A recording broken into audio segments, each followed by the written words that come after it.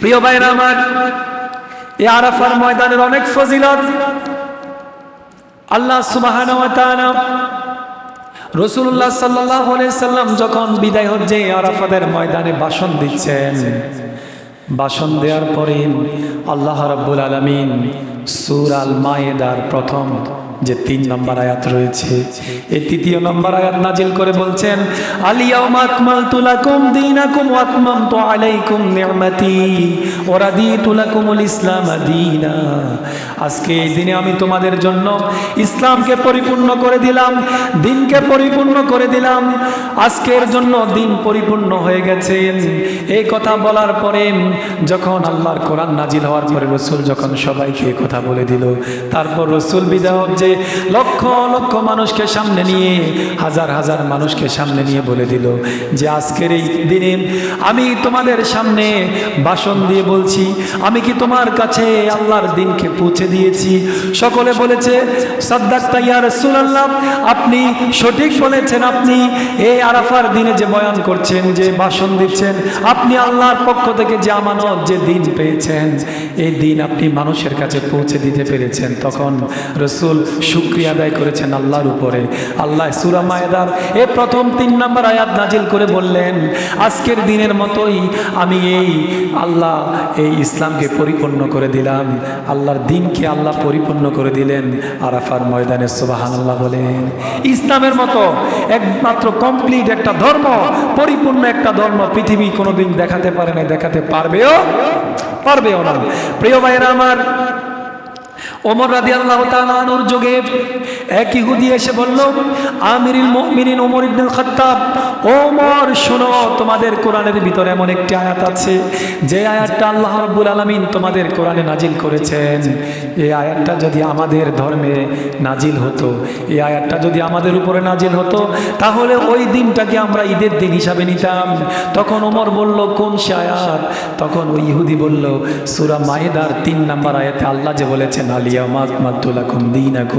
আমি তোমাদের জন্য এই দিনকে পরিপূর্ণ করে দিলাম। দিন মানে ইসলাম। সুবহানাল্লাহ কন্যা, দিন মানে ইসলাম। আমি তোমাদের জন্য এই দিনকে পরিপূর্ণ করে দিলাম। ওই ইহুদি বলে, যদি আমাদের কিতাবের ভিতরে এমন একটা আয়াত আল্লাহ রাব্বুল আলামিনের পক্ষ থেকে, আমাদের রবের পক্ষ থেকে যদি এমন একটা আয়াত থাকতো, তাহলে যদি নাজিল হতো, তাহলে ওই দিনটাকে আমরা ঈদের দিন হিসাবে নিতাম। সুবহানাল্লাহ। তাহলে আমরা তো ইসলামের ভিতরটাকে কমপ্লিট পেয়েছি, ইসলামটা পরিপূর্ণ। এখানে বাড়ানো যাবে না, কমানো যাবে নাকি? রাসূল বিদায় হতে বললেন, তারাকতু ফিকুম আমরাইন লান তাদিল্লু মা তামাসসাকতুম বিহিমা কিতাবাল্লাহি ওয়া সুন্নাত নবী।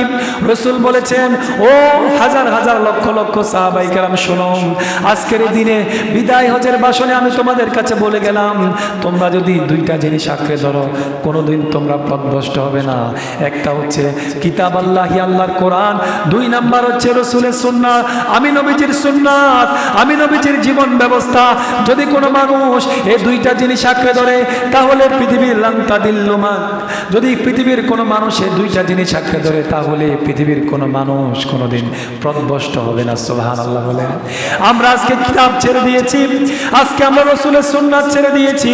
রাসূলের সুন্নাত, আল্লাহর কোরআন, আল্লাহর কিতাব, এইগুলো ছেড়ে দিয়ে আজকে আমরা বিভিন্ন পৃথিবীর তন্ত্রমন্ত্র, মানুষের বানানো জিনিসের উপর, মানুষের বানানো আইনের উপর, মানুষের বানানো বিধানের উপর যখন আমরা ডিপেন্ডেবল হয়ে গেলাম, আমরা যখন আল্লাহর কোরআনকে ছেড়ে দিলাম, আমরা যখন আল্লাহকে ভুলে গেলাম, রাসূলকে ভুলে গেলাম, রাসূলের আদর্শ ভুলে গেলাম, রাসূলের আদর্শ ভুলে যাওয়ার পরে, আল্লাহর কোরআনের আইন ভুলে যাওয়ার পরে, দুনিয়ার উপরে আমাদের উপরে আল্লাহ এমন আযাব দিয়েছেন, আযাবের কারণে আমরা মানুষের দাসত্বের পিছনে পড়ে গেছি।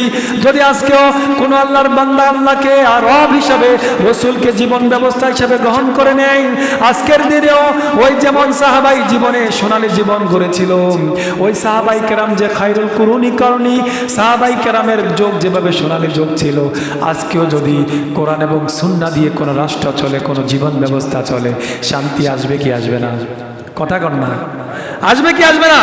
আজকেও যদি কোরআন দিয়ে, সুন্নাহ দিয়ে রাষ্ট্র চলে, জীবন চলে, আজকের দিনেও শান্তি আসতে বাধ্য। কথা কন, ঠিক কি না? এজন্য আমাদেরকে ফিরে যেতে হবে কোরআন এবং সুন্নাহর দিকে। প্রিয় ভাইরা আমার, আরাফার ময়দানে আল্লাহ রাব্বুল আলামিন আরাফার ময়দানে আদম আলাইহিসসালাতু ওয়াস সালামকে রূহের জগতে, আরাফার সন্নিকটে রূহের জগতে উপস্থিত করিয়ে আদমের পৃষ্ঠদেশ থেকে আদমের যত সন্তান দুনিয়াতে আসবে, প্রত্যেকটা বনি আদম, হিন্দু মুসলিম বৌদ্ধ খ্রিস্টান বলে কথা নাই, পৃথিবীতে যত মানুষ আদম হিসাবে আসবে সবাইকে একসাথ করে আদমের হাতের উপরে এভাবে রাখলেন। ছোট্ট পিপিলিকার মতো আদমের হাতের উপরে সকলকে দেখা যাচ্ছে।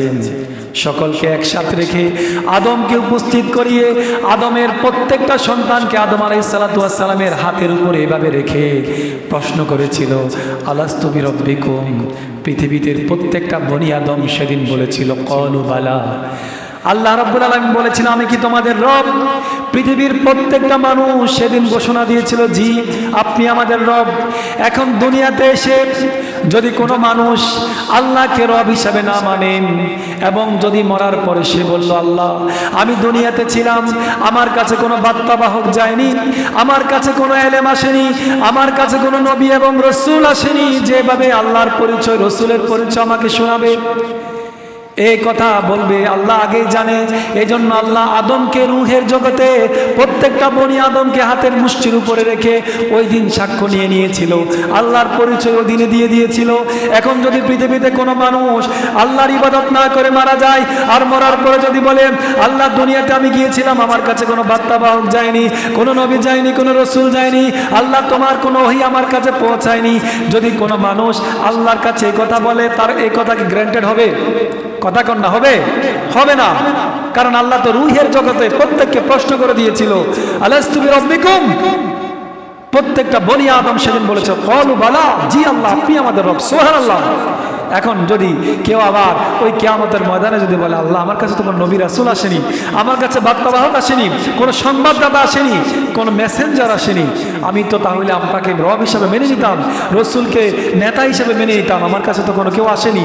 আল্লাহ বলবে এসব সুতানাতা আজকে চলবে? চলবে না।